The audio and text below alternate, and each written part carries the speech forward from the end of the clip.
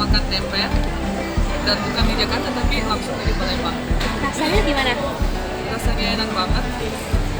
Sausnya pas, nggak terlalu pedas, nggak terlalu asin. Pokoknya perfect. Luar kota Palembang ada satu daerah, jadi ada satu makam terkenal di sana.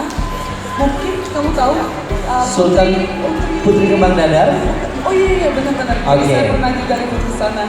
Jadi aku udah pernah lebih dari 3 kali ke Palembang. Lebih dari 3 kali ke Palembang. Dan aku selalu senang datang ke sini karena selain makanan enak, orang-orang di sini juga sangat baik dan ramah. Waduh, Palembang gitu ya.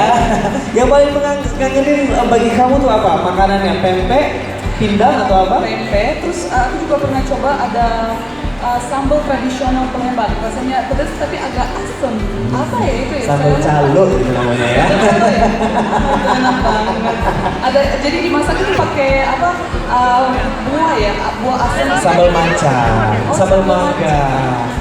Sambal mangga. Bukan mangga. Embem. Oh.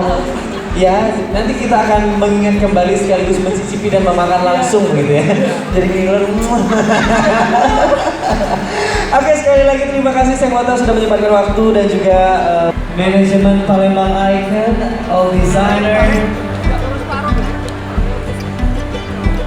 Silakan dari press conference Palembang Fashion Week 2019 bersama Palembang Icon Mall.